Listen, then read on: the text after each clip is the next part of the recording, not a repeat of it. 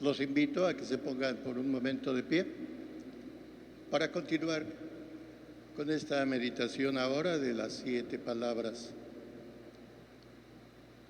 Digamos juntos: ven, Espíritu Santo, llena los corazones de tus fieles, enciende en nosotros el fuego de tu amor.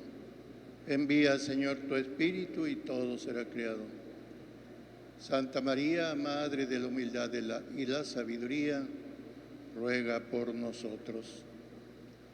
Tomen asiento.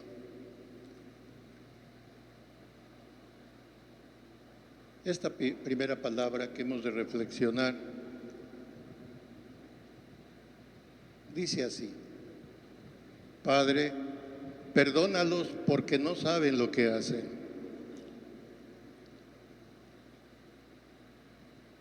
La palabra de Dios, como el mismo Jesús nos dice: yo les doy palabras de vida eterna. Todas las frases, no solamente estas 7 que habremos de reflexionar en este momento, parecen ser una síntesis de toda la vida del Maestro. Es toda la Sagrada Escritura en sí. Pero aquí, de manera particular, pareciera que esta frase pone como de manifiesto, como que recalca algo que para cada uno de nosotros los creyentes debe ser lo más importante. Algo que un maestro de la ley una vez le preguntó a Jesús.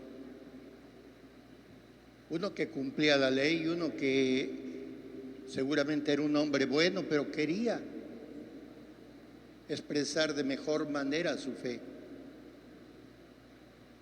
Cumplía los mandamientos y preguntaba: ¿cuál es el mandamiento más grande de la ley? Y Jesús le contestó: amarás al Señor tu Dios con todo tu corazón, con toda tu alma, con toda tu mente, con todas tus fuerzas. Y decía Jesús, agregando: aquí se cumple toda la ley y todo lo anunciado por los profetas. Y en esta frase: Padre, perdónalos porque no saben lo que hacen, pareciera que está como marcado de manera singular, pero con otras palabras, ese gran mandamiento del amor. Padre, la palabra hebrea que utilizaban los pequeñitos, empezaban a hablar y se dirigían a su papá con sumo y gran cariño, era Abba. Y esta era la palabra que utilizaba Jesús para dirigirse a su Padre, Abba, como diciendo con profundo cariño, aunque ya era un hombre adulto: papi, papito, como queriendo decir: te amo y te amo mucho.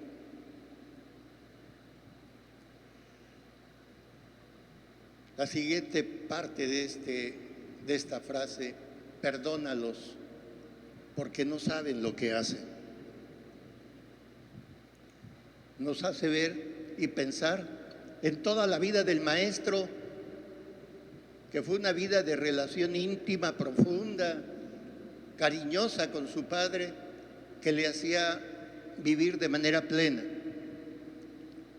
en una relación perfecta, no singular, realmente perfecta, con toda la creación, pero especialmente con aquellos que son hijos de Dios. Tan era así que en un mundo tan conflictivo, que no podría ser casi tan diferente como el de ahora, pero en circunstancias distintas, la gente no vivía bien. Había mucha pobreza, estaban dominados por el imperio, sometidos a la fuerza militar de un país enorme y poderoso. sometidos a grandes sumas de pago de impuestos, en fin, no era fácil la vida, pero Jesús se movía con tanta libertad, con tanta frescura, con una actitud tan positiva, que la gente que lo veía preguntaba: maestro, ¿dónde vives?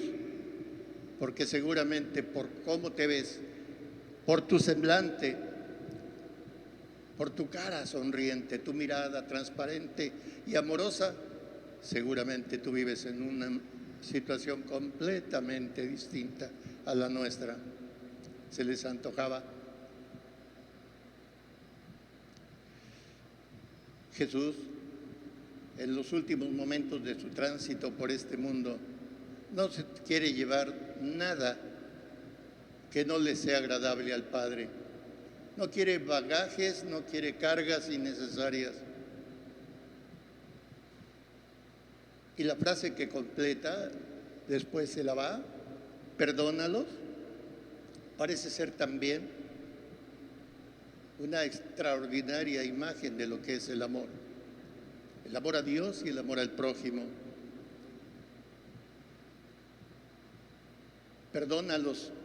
Y a veces podríamos pensar que solamente está perdonando o rogando por sus verdugos en el momento de la pasión. Toda la vida de Jesús fue un tránsito difícil. Apenas empezó su vida pública, su familia lo rechazaba. ¿De dónde le salió a tanta sabiduría? Conocemos a su familia. Otros decían: es el hijo del carpintero, está loco. Sus enemigos decían que estaba endemoniado.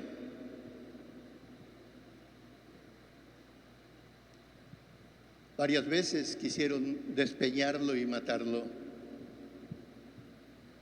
Fue traicionado. Fue dejado por sus amigos, abandonado en el momento más difícil. Así que si hacemos un recorrido más todavía extenso, podríamos encontrar muchos más pasajes donde Jesús bien podía decir la misma frase, pero una frase donde nosotros podemos entender: se quiere entregar al Padre sin odios, sin resentimientos, sin ningún sentimiento negativo. Eso no le agrada al Padre. Y Él, que vino a cumplir la voluntad del Padre en el amor, que reveló a un Dios que es amor y que se expresa singularmente en la cruz, va a dar la máxima expresión de amor.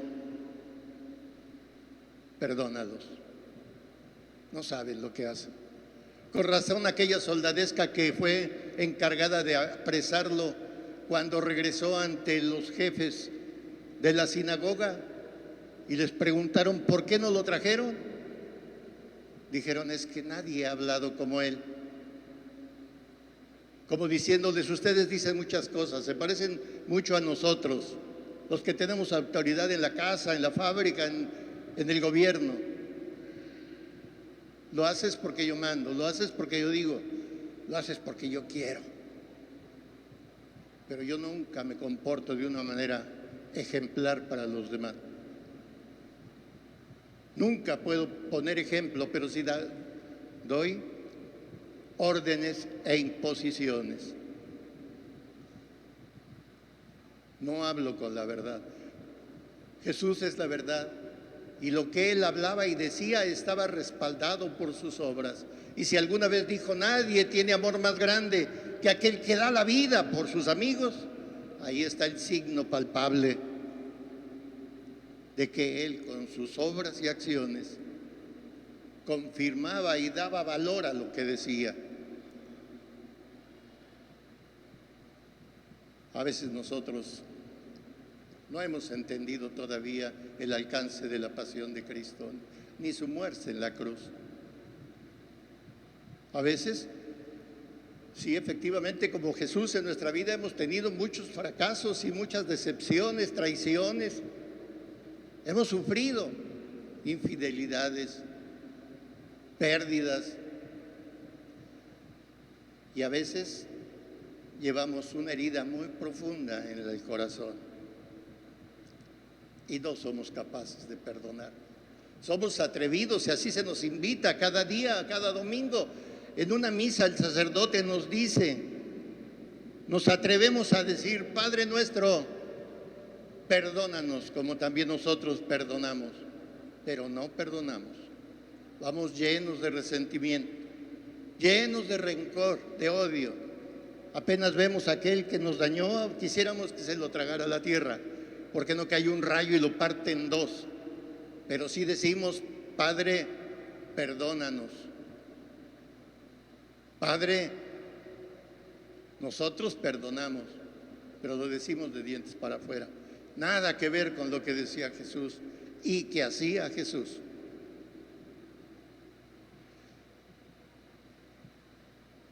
Si queremos de veras sentirnos amados por Dios, perdonados por Dios y creyentes en ese amor infinito del Padre, que nos lo revela el Hijo, decía él, no lo conocen.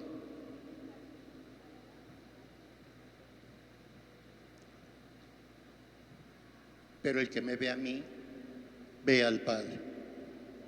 Y el que me recibe a mí, recibe al que me envió. Si de verdad queremos recibirlo, entonces debemos pensar, ¿qué bagajes tenemos que dejar? No porque vayamos a morir hoy o mañana, eso no lo sabemos. Pero bien decía el maestro, velen y oren porque no saben ni el día ni la hora. Pero para cuando llegue el momento, no nos presentemos ante el juicio del Padre llenos de rencores, resentimientos y odios, sino libres de esas cargas y con la confianza plena de sentirnos hijos, de sentirnos amados y perdonados. Porque pareciera también que en la cruz nos dice, Padre, todavía no se dan cuenta que tú eres su Padre, que son tus hijos. Padre, no se dan cuenta que son hermanos. Qué experiencia tan fuerte ha de haber sido la de Saulo de Tarso cuando le reclamaron, ¿por qué me persigues? Él no perseguía a Dios, él amaba a Dios y quería servirlo. Pero cuando se dio cuenta que estaba atropellando a Dios en los demás, hasta se cayó del caballo y se quedó ciego. Que Dios nos ilumine, pues, para que sepamos responder como Él quiere. Vamos a ponernos un momentito de pie y vamos a hacer otro canto.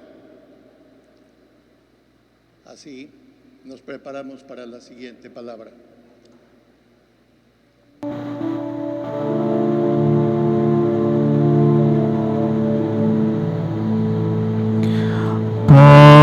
Padre,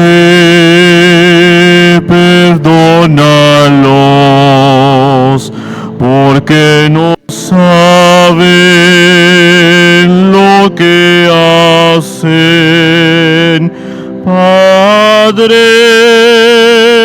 perdónalos, porque no saben lo que hacen. Padre, perdónalos, porque no saben lo que hacen. Padre, perdónalos, porque no saben lo que hacen. La siguiente palabra reza así: hoy estarás conmigo en el paraíso. Siéntense un momento.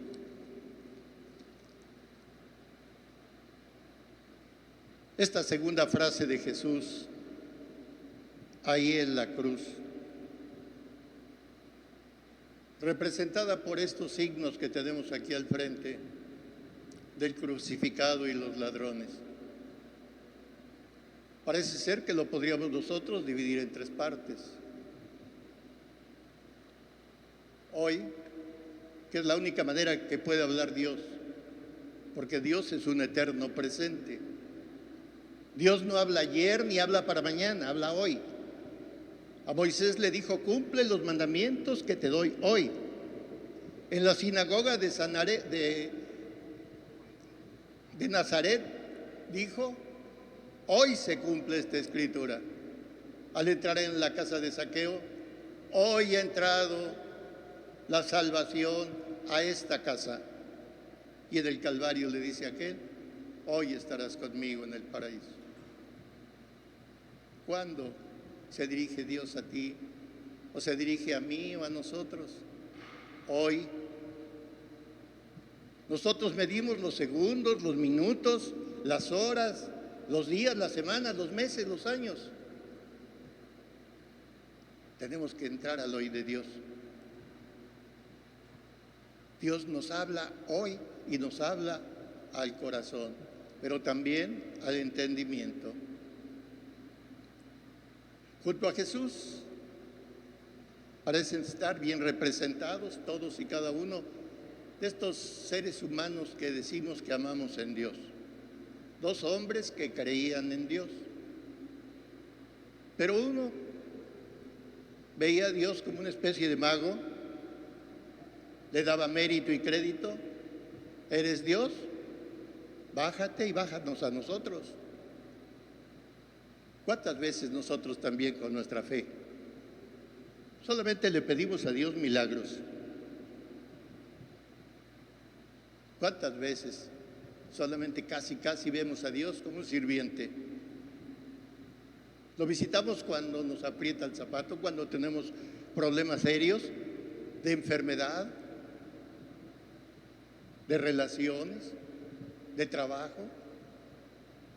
Y entonces: Padre, dame,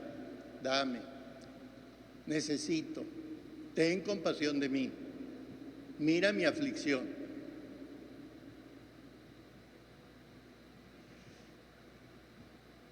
Y no nos damos cuenta de que mucho de lo que padecemos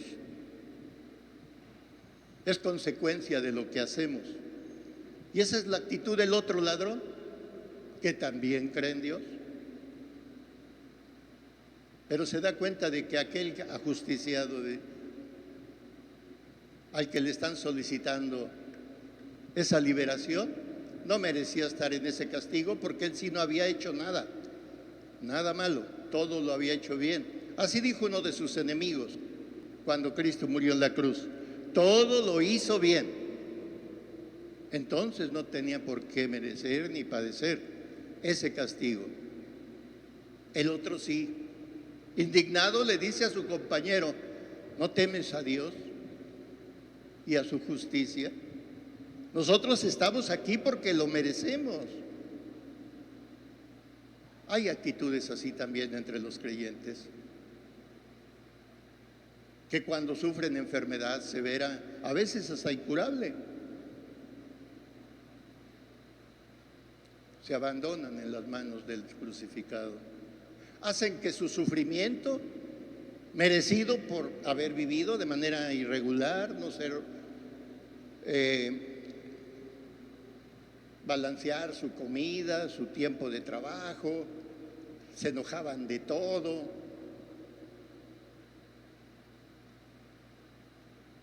Un desorden total en la existencia de muchos, pero se dan cuenta que efectivamente es consecuencia de sus errores. Y no quieren que se desperdicie ese dolor, no quieren que se desperdicie ese sufrimiento, porque Dios no lo quiere ni tampoco lo manda. Porque hay otros que también enjuician, tal vez por una mala educación, por un mal concepto de Dios, una falta de conocimiento de quién es Dios, y cuando sucede algo malo, ay, pues es que Diosito lo quería. Ay, pobrecito, mira, se cayó de un edificio, mira cómo quedó, ya estaba de Dios. Y entonces estamos desfigurando el rostro amoroso de Dios y estamos poniendo en su lugar a un ser vengativo, malévolo, que solamente está esperando la oportunidad para lastimar a sus hijos. No, eso no es Dios. Dios nos ama tan profundamente que entregó a su Hijo, pero no para condenar al mundo, sino para que el mundo se salve por él.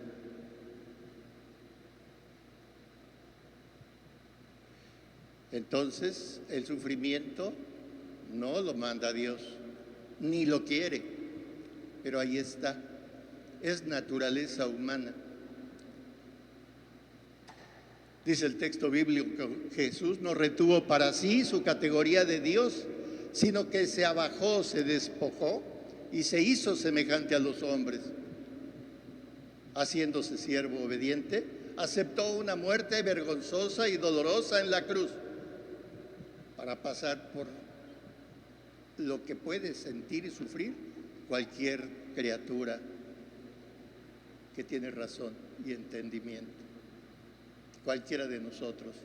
Se abajó, pero no se hizo semejante a nosotros en el pecado, pero sí se hizo semejante en el dolor. Yo creo que lo que padeció Jesús, si ahorita hiciéramos un recuento de lo que le hicieron al Señor, muchos levantarían la mano, pero en ofensas, en críticas, tal vez. Pero te han flagelado, te han escupido en la cara,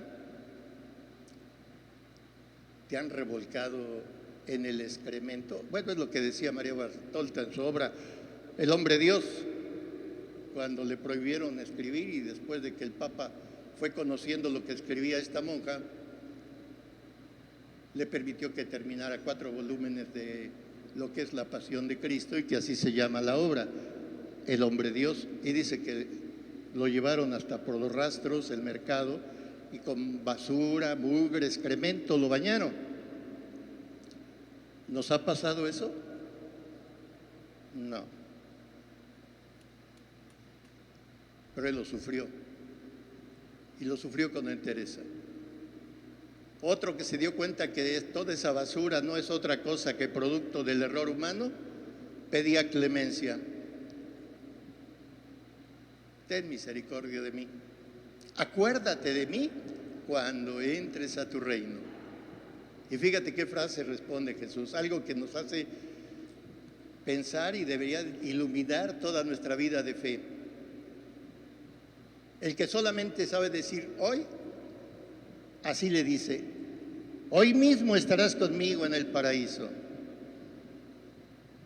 Y a todos nos estaría diciendo, la muerte es la puerta de entrada a la vida verdadera. Porque también cuántos como estos hombres que creen en Dios, unos porque reniegan, otros porque se abandonan unidos a la pasión de Cristo para aliviar un poco el sufrimiento del Redentor y ofrecerse así al Padre y que su sufrimiento tenga valor de salvación, pero solamente unidos al Salvador, le tenemos miedo a morir. Hay muchos bautizados que dicen, ay, qué miedo le tengo a la muerte. Pues según nuestra fe, estamos entrando en lo que para Cristo es la gran victoria. Vencer en una cruz al pecado y a la muerte, para abrirnos la brecha a la vida verdadera. También a nosotros nos puede invitar a tener esa confianza para entrar en la verdadera vida y abandonarnos en el Padre como Él lo supo hacer. Pero no solo, también a aquellos que lo reconocen y los invita a estar con Él. Con razón la Iglesia venera tantos ejemplos, a tantos santos de tantos lugares que ahora están con Él. Y cuando les pedimos, Dios nos responde a través de ellos. No son ellos los que hacen el milagro, ni la Virgen María. Es Él que responde. Y nosotros decimos, se realizó el milagro. Es el milagro de la vida nueva. de la vida con Dios. Qué consoladoras palabras recibió aquel hombre que inmediatamente fue llevado al cielo. No todos tienen esa gracia. Alguna vez tendremos que pasar por el purgatorio, pero esperamos que así sea. Pero tampoco tenemos por qué tenerle miedo a la muerte. La muerte en Cristo no existe. Por eso dijo: yo soy la verdad y la vida.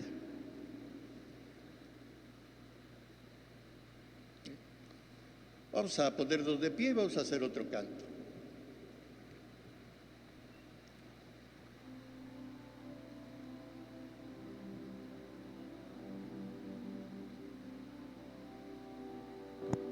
En verdad te digo que hoy mismo estarás conmigo en el paraíso. En verdad te digo que hoy mismo estarás conmigo en el paraíso. En verdad te digo que hoy mismo estarás conmigo en el paraíso. En verdad te digo que hoy mismo estarás conmigo en el paraíso.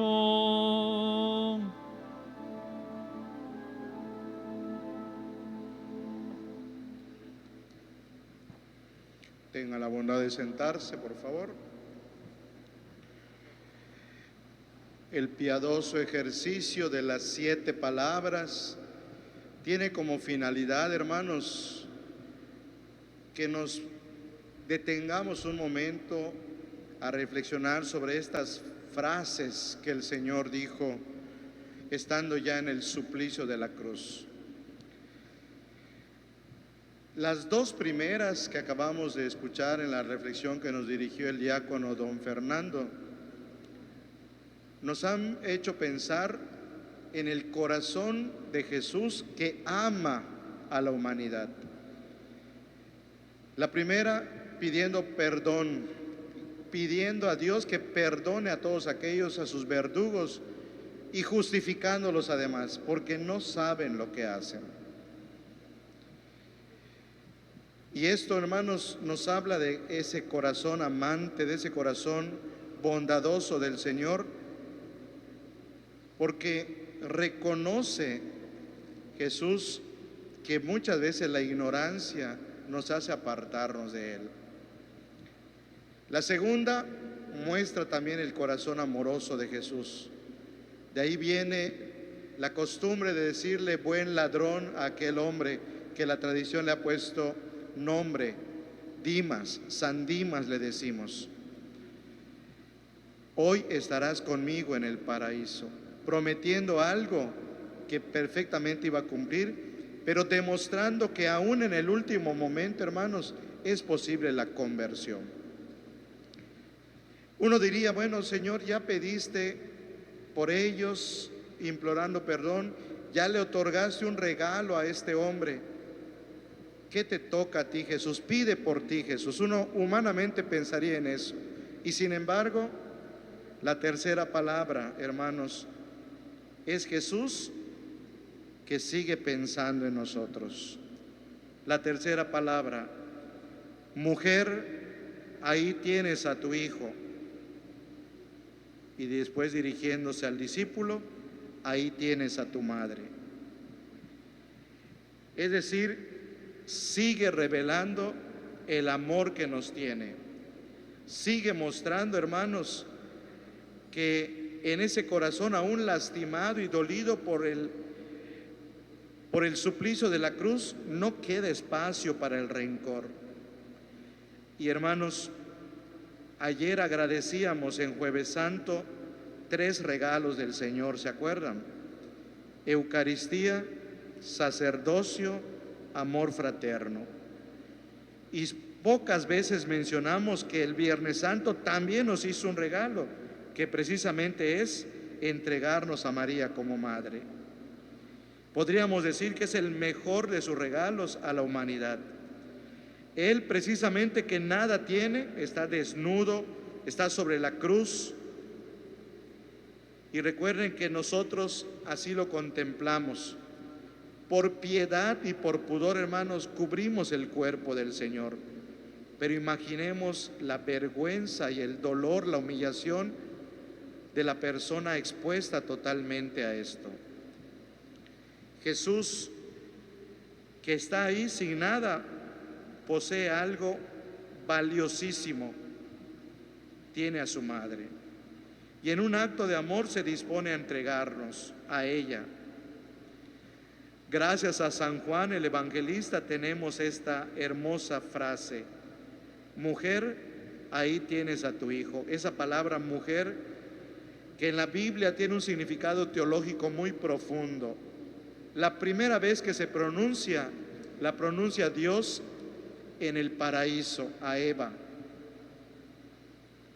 cuando en el contexto del pecado que se había dado, Dios sentencia y priva a la humanidad del don de la vida inmortal.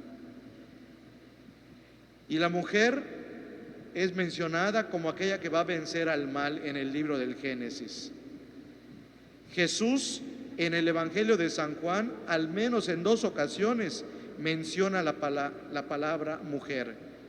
El día que realizó el milagro de las bodas de Caná. María, como buena mujer, como buena madre, se da cuenta que se acaba el vino y por lo tanto se acababa la fiesta. ¿Y qué dice la Virgen? Se acerca a Jesús: ya no tienen vino. Y Jesús no le dice mamá, madre, señora, mujer, tú y yo, ¿qué podemos hacer? Lo que pareciera una palabra un poquito fría, hermanos, es realmente una palabra sumamente hermosa y con un profundo significado espiritual y religioso. Vuelve a repetirla en la cruz, en su tercera palabra: mujer, ahí tienes a tu hijo, y se refirió al discípulo amado. Curiosamente, o con intención más bien, hermanos, no le dice al discípulo en singular: hijo, ahí tienes a tu madre. No, simplemente le dice: ahí tienes a tu madre. Porque en ese discípulo, hermanos, estamos todos nosotros contemplados. María desde ese momento se hace madre de la humanidad, madre también de la Iglesia. Gran parte de los enemigos se han ido. Gran parte de la gente que le gritaba ya se había fastidiado y ya no estaban cerca. ¿Quiénes quedaban con Jesús? Evidentemente los soldados que hacían guardia. Un pequeño grupo de fieles, de gente que amaba a Jesús. En cierta manera vemos en este grupo de personas a la iglesia que iban a ser, como dicen algunos obispos de los primeros siglos, de su costado abierto. Ahí nace la iglesia: sangre y agua, bautismo, Eucaristía. Unida a Jesús, de pie junto a la cruz, como dice el hermoso canto que hoy cantamos, se encuentra María, su madre. Unida, sí, a los dolores de Jesús, pero sobre todo, hermanos, a una nueva misión que va a recibir: ser madre de la iglesia, ser madre de la humanidad. Nos recuerda entonces, hermanos, que se cumple la hora, como dicen los evangelios, cuando le dice a María en las bodas de Caná: mujer, mi hora no ha llegado. Pero el Viernes Santo ya había llegado la hora. Era el momento de demostrar el sacrificio por amor a nosotros. Un tiempo Jesús se alejó de su madre porque fue a predicar. Un tiempo Jesús no frecuentó la casa paterna y materna porque estuvo anunciando la buena noticia en toda la tierra de Palestina. Ahora vuelve a acercarse a su madre en un momento doloroso, pero vuelve a acercarse a ella.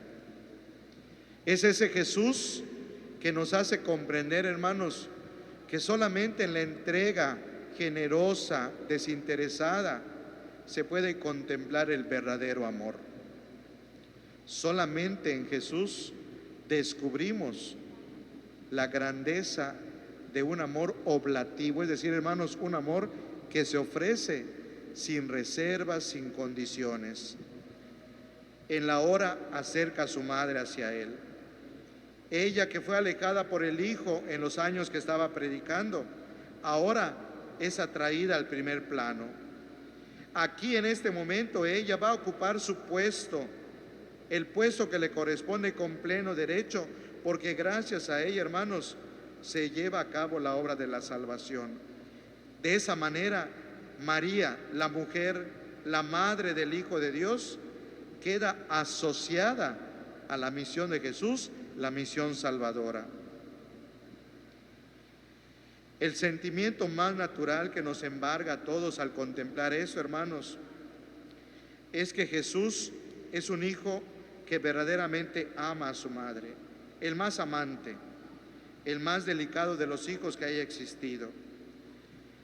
Aquí también se demuestra una cosa que echa por tierra el argumento de los que no son católicos, de los que dicen María tuvo más hijos.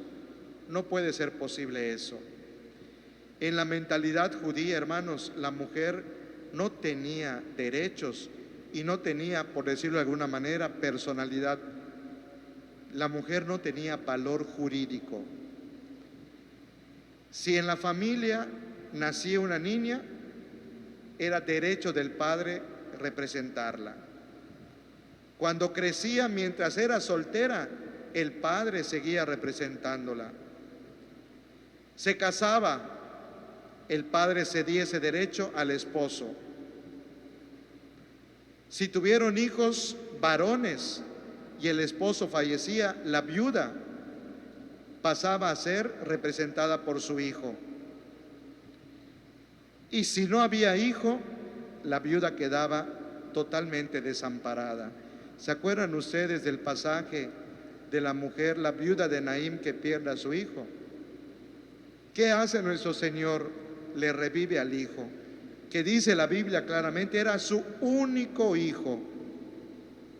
Sabía Jesús que esa mujer viuda, al morirse su hijo, quedaba totalmente desamparada. En la sociedad israelita, en la sociedad judía de aquel tiempo, no tenía lugar una viuda, hermanos. Por eso Jesús le devuelve a su hijo. Si Jesús hubiese tenido más hermanos de sangre, o María más hijos de sangre, Jesús no tendría que preocuparse por ella, porque sus hermanos la hubiesen recibido, ¿no es cierto? Es lo natural según la ley. Y sin embargo, no estaban ahí. No había hermanos de sangre, porque María no tuvo más hijos. Por eso se le encarga al discípulo que más ama, al amigo, al que sabe que la va a recibir con amor, al que sabe que la va a cuidar con amor. Mujer, ahí tienes a tu hijo, y al discípulo amado, ahí tienes a tu madre. Es la entrega confiada de quien ama y quien hasta el último momento no deja de pensar en ella, en su buena madre. ¿Qué le interesa en primer lugar a Jesús? Revelar la maternidad universal de María, entregarnos a su madre para que fuera siempre nuestra madre, madre de la Iglesia, madre de la humanidad, con la que Él, por su encarnación y en su encarnación, se ha hecho hermano de nosotros, tomó nuestra naturaleza, queridos hermanos. Juan, el discípulo amado, es quien recibe a María en su casa, y Juan nos representa a todos. Por eso hoy, Viernes Santo, tiene mucho sentido este cuadro de la pasión que tienen frente a ustedes. El crucificado, flanqueado por la madre, flanqueado por el discípulo. Este entonces, queridos hermanos, es el último regalo que Jesús nos hizo antes de morir. Y de esta manera también le dejó a María una gran tarea. Cuando Jesús viene al mundo, es anunciado por un ángel. En esta ocasión, la tarea, la misión de María no se la anuncia a un ángel, se la anuncia a su mismo Hijo, que le encarga a toda la humanidad, a todos sus creyentes. Y tenía una tarea difícil: recibir a todos como hijos en su corazón. Toda la humanidad queda encerrada en el corazón de María, incluso aquellos que matan a su Hijo. Ella acepta, porque dice el Evangelio que a partir de ese día el discípulo la recibió en su casa. Significa eso, que María también aceptaba ser madre del discípulo, ser madre de los discípulos, madre de la iglesia. Cuando le anunció el ángel, ella dijo una palabra: hágase en mí lo que has dicho. Cuando le anuncian que va a ser madre del discípulo, madre de la humanidad, no pronuncia palabra a la Virgen, pero actúa y obedece, quedándose con el discípulo. Hoy, hermanos, recordando a Jesús en el Calvario, agradezcamos este último regalo: María como Madre nuestra, Madre de la Iglesia. Por eso el Calvario hoy no solo huele a sangre, huele a sudor, huele a dolor. Hoy también podemos decir que el Calvario huele a dulzura, huele a frescura, huele a maternidad. Porque en María todos somos arropados, todos somos abrazados. Que el Señor nos ayude a seguir amando a María y contemplándola junto a la cruz. De pie, hermanos, cantemos al Señor.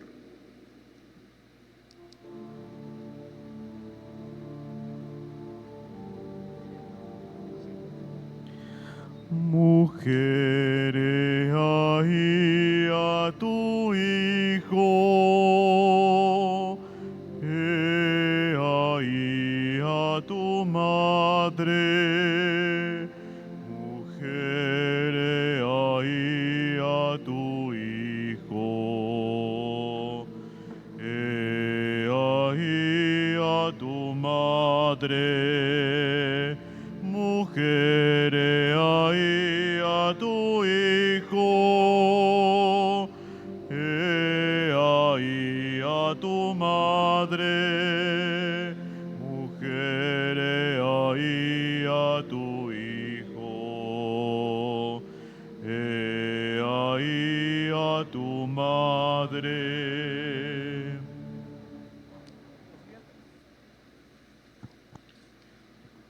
Tomen asiento, por favor.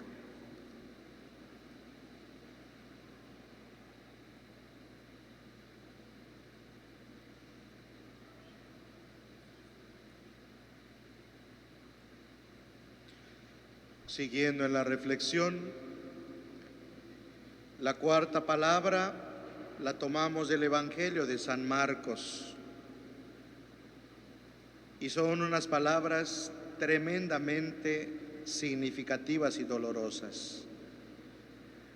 Dios mío, ¿por qué me has abandonado? Jesús, hermanos, sabía que su muerte ya estaba cerca.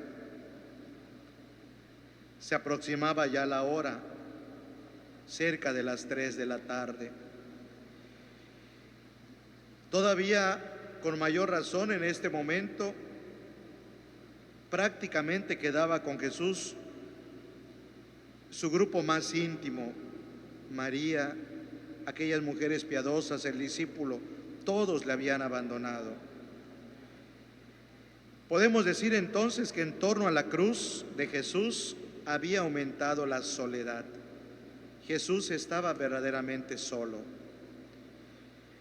Incluso, hermanos, así moriremos todos. Aunque tengamos una familia, una comunidad que nos ame, el momento del encuentro con Dios no puede ser más personal que eso. La muerte, hermanos, se tiene que contemplar desde la soledad.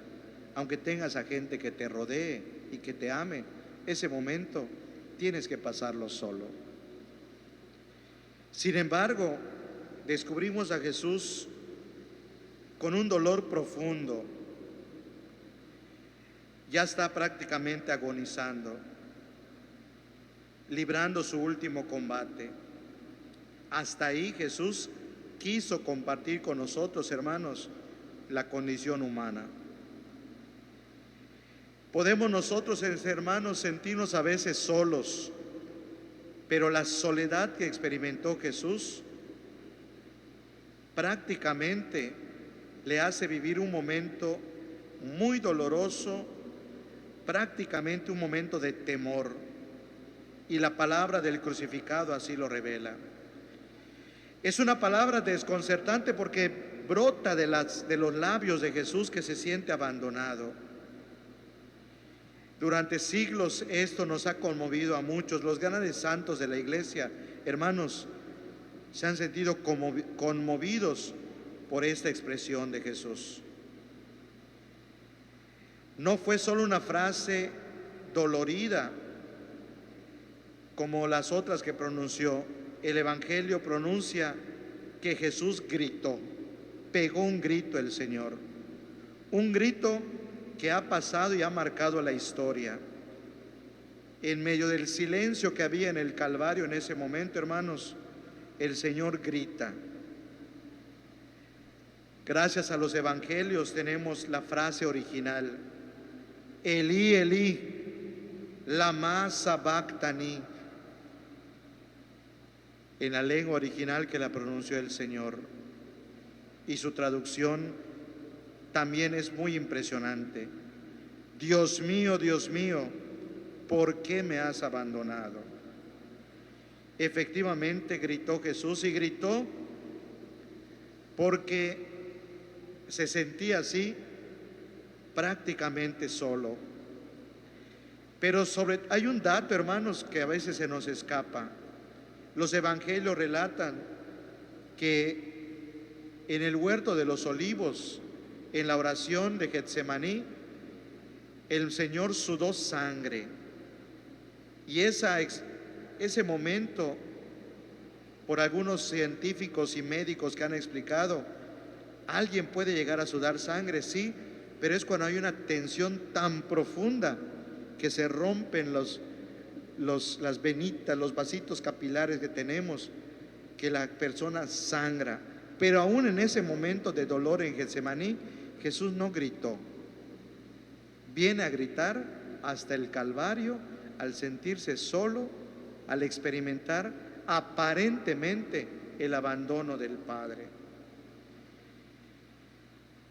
Un escritor cristiano comenta: oh palabra fatal, ¿por qué ha sido pronunciada? ¿Por qué Jesús no retuvo esto en su pecho? ¿No sabía Cristo que la usarían contra él para negar su divinidad? Porque inmediatamente dicen los evangelios que cuando le escucharon decir Elí, Elí, algunos decían: óiganlo, está llamando a Elías, a ver si Elías lo viene a liberar. Lo utilizaron incluso para burlarse de él, para negar su divinidad. Hermanos, son palabras que a veces son incomprensibles para nosotros. ¿Puede acaso la divinidad alejarse de nosotros? Sabemos la respuesta: no, no lo haría Dios. Y sin embargo, Jesús pareciera que experimente el abandono del Padre. Y sin embargo, hermanos, sabemos que aún en ese momento de dolor, que de aparente lejanía, el Padre seguía amando al Hijo, pero era necesario experimentar el dolor de la cruz. Cristo lleva hasta el final su obra de salvación. Desciende, como dice el credo, a los infiernos. En su sentido más etimológico significa esto: va a las profundidades. Jesús, en el dolor de la naturaleza humana, quiere unirse también a nosotros. Al adoptar nuestra humanidad, hermanos, Jesús no solo lo hizo como una cuestión bonita, una cuestión meramente estética, no, verdaderamente el Señor asumió nuestra naturaleza porque sintió el dolor en su propia carne. Podemos decir entonces que el Hijo tenía que ser consecuente con la obediencia que le debía al Padre Eterno. Experimentó todas las miserias de nuestra humanidad, experimentó las consecuencias del pecado del hombre. Por eso sus dolores no fueron solamente por el pecador, sino que es un dolor salvador, pacificador, es un dolor santificador, hermanos. Seguiremos hoy con el apóstol que cuando habla de Jesús, a aquel que no había conocido pecado, Dios lo hizo pecado por nosotros, a fin de que nosotros nos hiciéramos justicia para Dios. Esto, hermano, nos demuestra hasta dónde llega el amor, aún en el sentimiento de abandono, aún en el sentimiento del temor. Jesús no deja de cumplir fiel y obedientemente la voluntad del Padre. Grita Jesús porque ese dolor es más agudo que todos los que ha sufrido. Su grito, hermano, sin embargo, no es de desesperación. Es una queja, cierto, pero al fin y al cabo es una queja que se basa en el amor y desde el amor. Es oración. El mismo Salmo 21, de donde toma Jesús estas palabras, es un salmo de dolor, sí, pero también de esperanza, porque deja en claro que en estas palabras el ser humano, asumido con su pecado por Jesús, tiene todavía, hermanos, la posibilidad de salvación gracias al sacrificio redentor. Hermanos, terminemos esta palabra con esta última reflexión. Seamos nosotros quienes gritémosle ahora a Jesús en el silencio de nuestro corazón. Digámosle: gracias, Señor, porque aquel grito tuyo llega hoy hasta nosotros. Penetra con tu espíritu nuestra profundidad, nuestra humanidad lastimada. Toma todo lo que allí encuentres, sobre todo el pecado, y devuélvenos al Padre puros y santos como tú nos quieres. Hermanos, que el Señor nos ayude y nos concede esa gracia. De pie, por favor, y sigamos alabando al Señor con este canto reflexivo.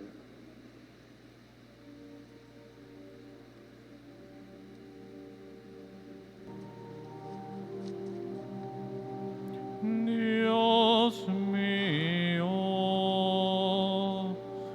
Dios mío, ¿por qué me has abandonado? Dios mío, Dios mío, ¿por qué me has abandonado?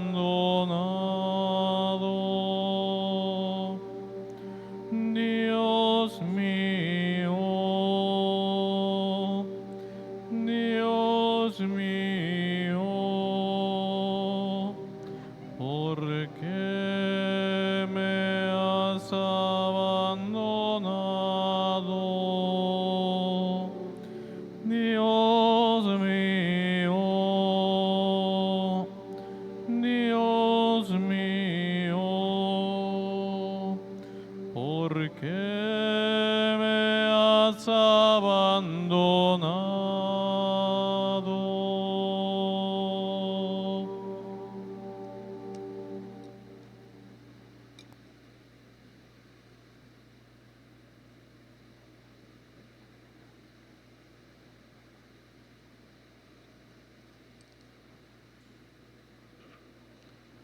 La quinta palabra de Jesús crucificado se encuentra en el Evangelio de San Juan, capítulo 19, versículo 28.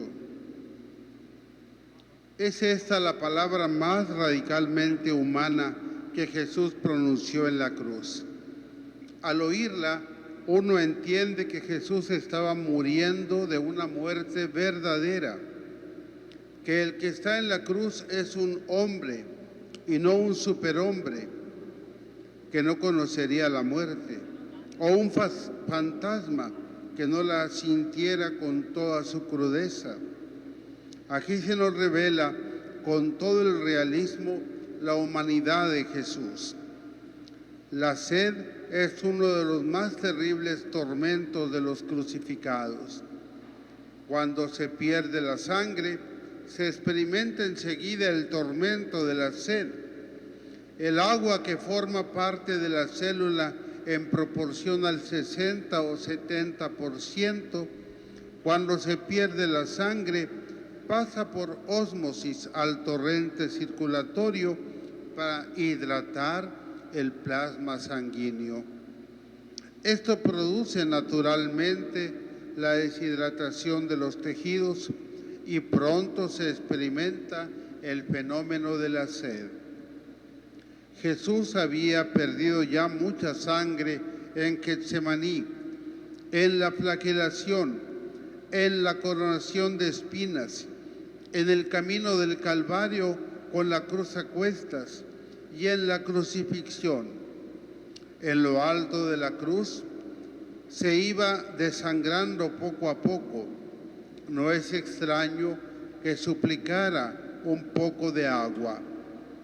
Uno de los soldados, conmovido, moja una esponja en un jarro de posca, mezcla el vino agrio, vinagre y agua que ellos tenían para su propio alivio y se le acerca a los labios, mientras otro le dice riéndose: «Deja, veamos si viene Elías a salvarlo». Y así se cumplía otro pasaje de los Salmos. Salmo 68, versículo 22. En mi sed me dieron a beber vinagre. Se ve que los soldados romanos no entendían bien el hebreo en el que hablaba Jesús. Por eso lo confunden con Elías cuando Jesús llama a Dios su Padre, Elí, Elí. Jesús ha mostrado toda su humanidad al suplicar un poco de agua como cualquier agonizante. Pero no hablaba también de otra sed, sed de amor, sed de compasión, sed de salvación. ¿No es esta la sed de justicia a la que él mismo aludió en las bienaventuranzas en Mateo 5, 6? En cierto modo sí, Jesús experimenta en esos momentos dentro de su corazón cansado el drama de ver su oferta de salvación despreciada, de saber de antemano que para muchos todo este dolor sería inútil. Hubiera querido atraer a todos hacia sí, como él había dicho, Juan 12:32.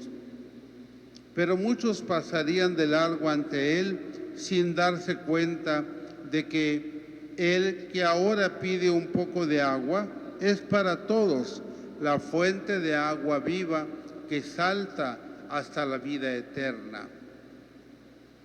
Miremosle, hermanos, en la cruz. Démosle la satisfacción del acto de fe en nombre de todos los que le desprecian y pidámosle para todos agua viva. Esta quinta palabra significa el anhelo, anhelo acuciante, sed, la de la sierva que busca las corrientes de agua, la del místico que intuye en la noche de la gracia, la sed del ser humano que ha visto resquebrajarse por la sequedad la tierra de sus deseos. Dios nos enseña a no rendirnos precisamente ahí donde parecería que ya no hay nada que esperar. ¿Para qué suplicar por agua cuando se está en el principio de la muerte? ¿Tiene acaso sentido suplicar aún? Y sin embargo, Cristo lo hace, y con él la humanidad fatigada, que en realidad no se rinde nunca. Más aún, al borde del fracaso se desencadena el caudal inconmensurable a punto de estallar. Brotará de su corazón el torrente de agua viva prometida. El mismo Jesús deseaba que llegara la hora de la cruz, para que su sed se convirtiera en manantial. El milagro de la misericordia ocurre entonces. Yo también tengo sed, siempre he tenido sed. He visto aguas colosales, pero siempre me desborda su visión. Un sorbo de paz, solo eso suplicamos hoy, un sorbo de paz, y que encuentre su propio espacio en la sed inmensa del Hijo de Dios.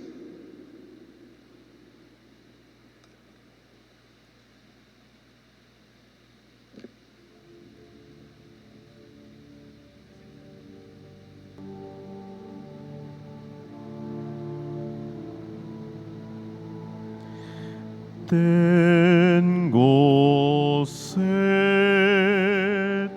tengo sed, tengo sed, tengo sed, tengo sed,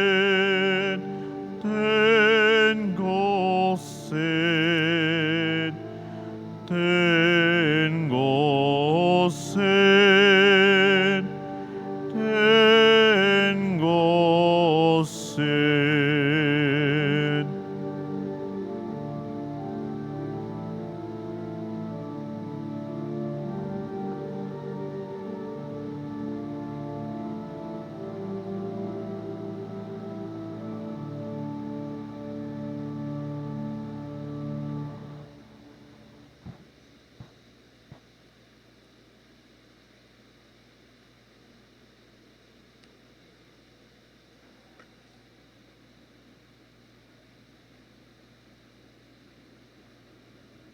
Sexta palabra.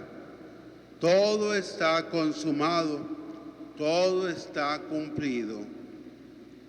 La sexta palabra de Cristo es el grito del triunfador, del corredor que llega a la meta, o sencillamente del Hijo que ha cumplido la voluntad del Padre.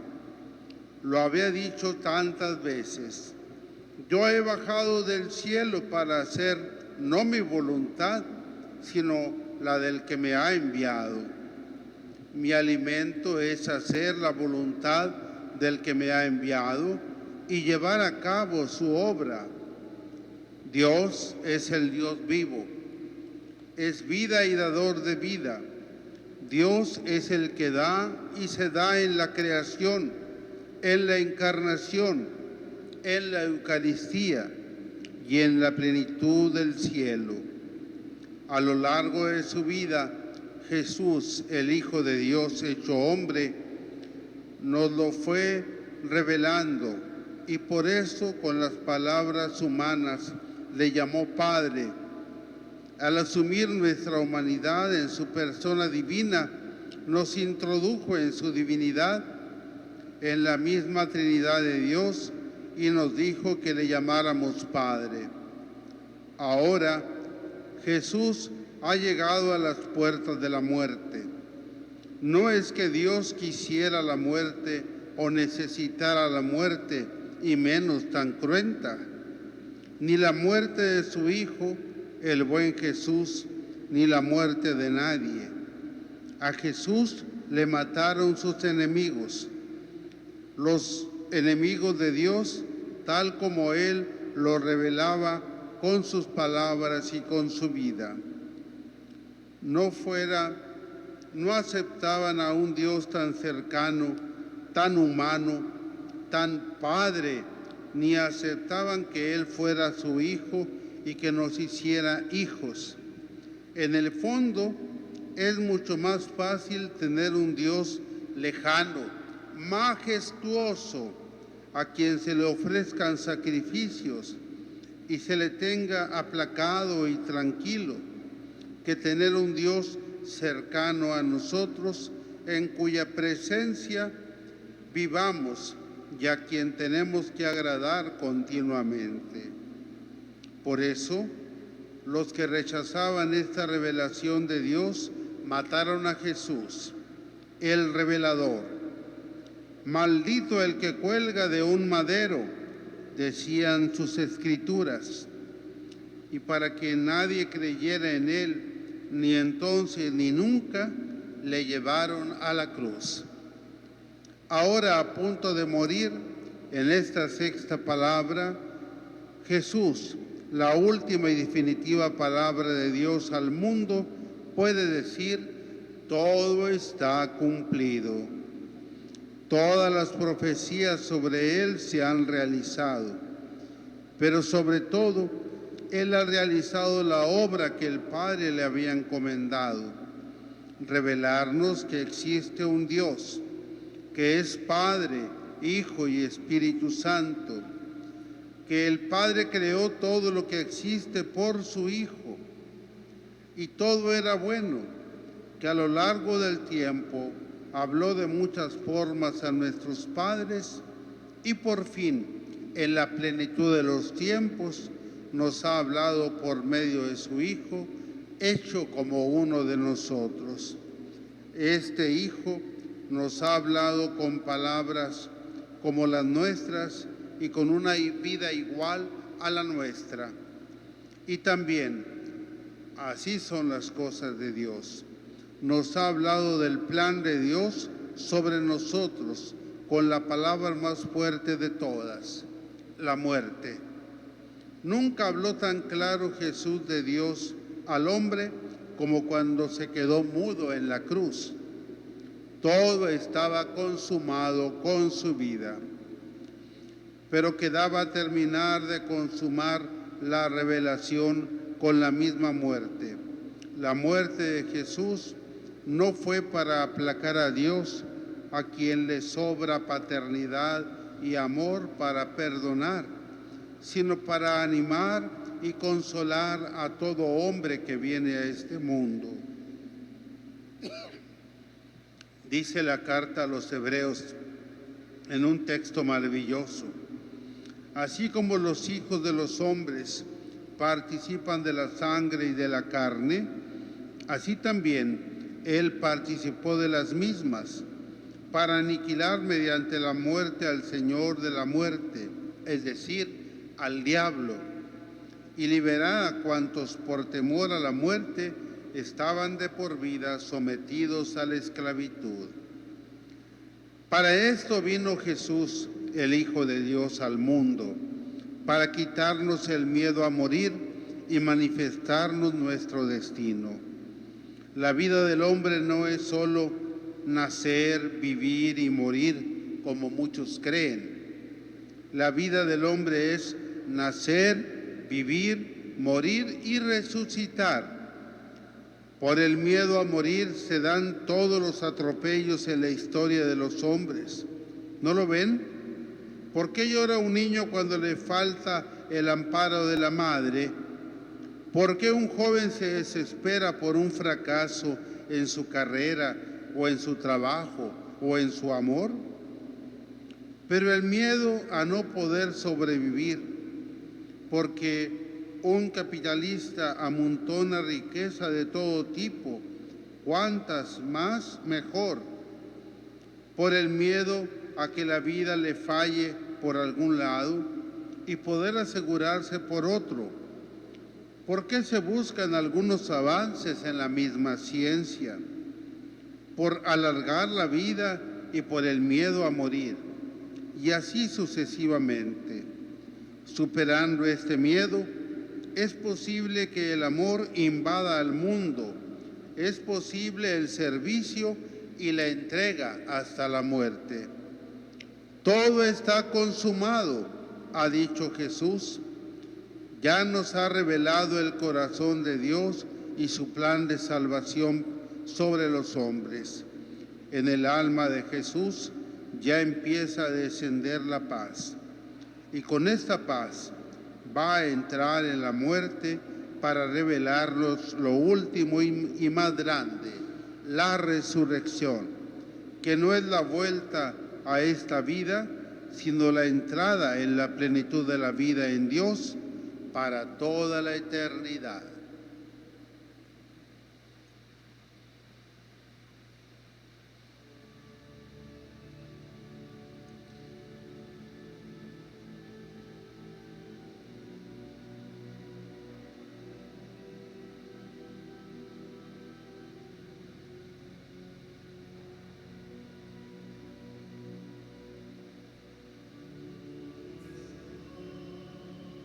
Consumado, todo está consumado, todo está consumado, todo está consumado.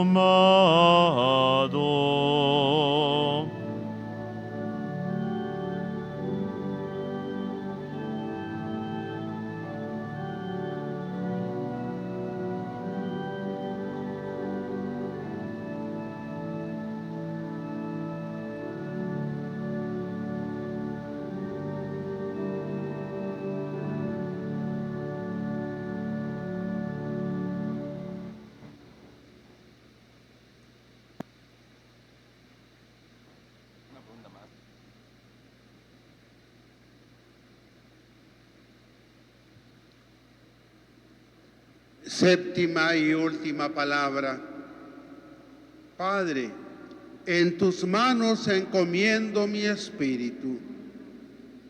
Esta fue la última palabra de Jesús, la palabra más suave, más dulce que podía habernos enseñado para el momento de morir.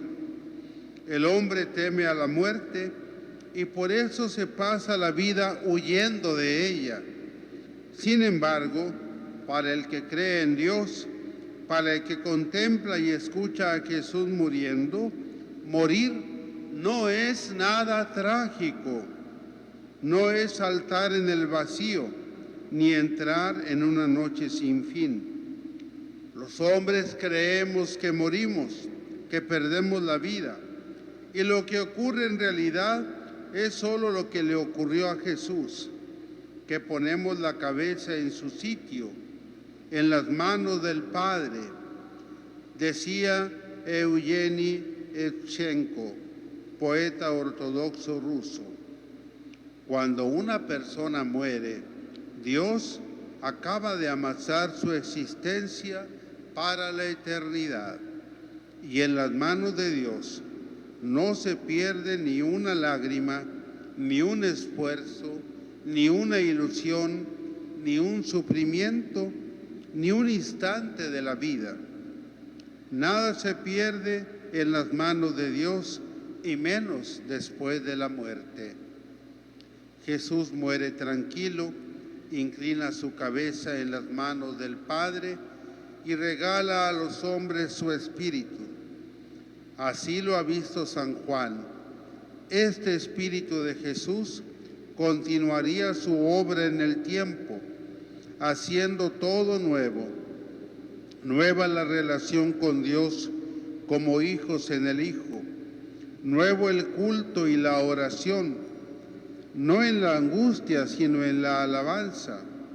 Nueva la vida eterna, construyendo su reino en el amor. Nueva la muerte, entendida no como el final, sino como la cuna de la vida que ya es eterna. Padre, Jesús quiso terminar su vida pronunciando de nuevo la palabra más querida de su corazón, la palabra que resume su mensaje al mundo. Abba, Padre, porque Dios es Padre, se dedica a ser Padre, es solo Padre, sobre todo Padre. He aquí la gran revelación de Jesús. Dios siempre fue Padre, pero desde que Jesús lo llamó así, viviendo nuestra vida y muriendo nuestra muerte, lo sabemos mucho mejor. Para eso vino al mundo. Ninguna objeción cabe ya contra la existencia y la bondad de Dios, viendo cómo vive y cómo muere Jesús. Para eso vino el Hijo de Dios al mundo, para que nadie se sienta fuera de la paternidad de Dios. Nadie, ni en el gozo, ni en el dolor, ni en la vida, ni en la muerte. Quiten esta revelación de Dios como Padre y nada quedará del Evangelio. Pónganla y todo el mensaje evangélico adquiere su sentido. Más todavía, quiten la revelación de Dios como Padre y toda la vida se hunde en el absurdo. Pónganla y la vida entera, incluido el último momento que llamamos muerte, quedará convertida en un canto de alabanza al amor de Dios. En la cruz, todas las objeciones que los hombres ponemos a Dios se vuelven contra nosotros. En la cruz nos damos cuenta de que en realidad nuestras rebeldías contra Dios por la existencia del mal y de la muerte no hacen más que darnos a entender que el problema último del mal está en nuestro corazón, en nuestro pecado. Si la humanidad está sometida al mal y a la muerte, no es a Dios a quien podemos atribuir la muerte y el mal, sino a nuestro pecado. ¿Saben dónde está la prueba de esto que digo? Nos la da Dios mismo muriendo en la cruz. Solo Dios ha podido soportar hasta el final el absurdo de la muerte, y una muerte cruel, con un gran sufrimiento pero sin miedo, porque solo Dios ha sido inocente y porque solo Él no conoció el pecado, que es lo que produce en nosotros el miedo a morir. Qué bien lo dice San Pablo: el aguijón de la muerte es el pecado y la fuerza del pecado, la ley. Por eso, el mal y el miedo a morir han sido superados en la cruz de Cristo y solo pueden ser superados en la justicia nueva, la que nos viene de Él por la misericordia y el perdón de Dios. ¿Con qué paz mueren los santos? Qué bien lo sabía Santa Teresa de Jesús, que escribió aquel verso tan maravilloso: vivo sin vivir en mí, y tan alta vida espero, que muero porque no muero. El centurión, al ver morir a Jesús, alababa a Dios, dice San Lucas. De estas alabanzas les invito yo ahora, hermanos. Alabanza a Dios Padre por ser amor y paternidad. Alabanza a Jesucristo, el Hijo encarnado, por habernoslo revelado con su vida y con su muerte. Alabanza al Espíritu Santo, porque ha hecho posible que esta buena nueva llegara a lo largo del tiempo hasta nosotros. A ti, Señor, todo honor y toda alabanza por los siglos de los siglos.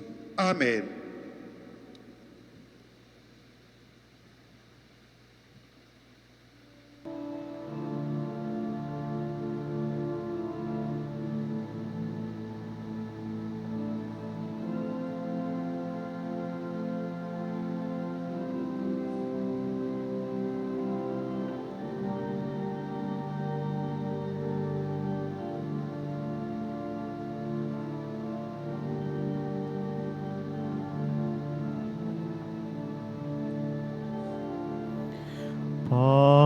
Padre,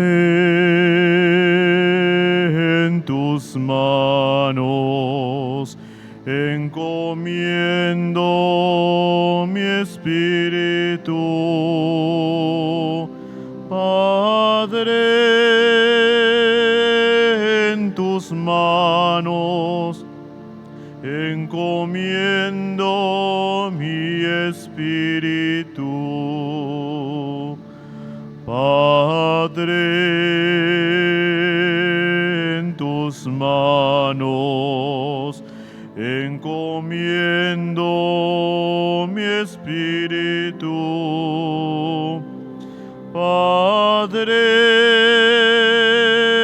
en tus manos encomiendo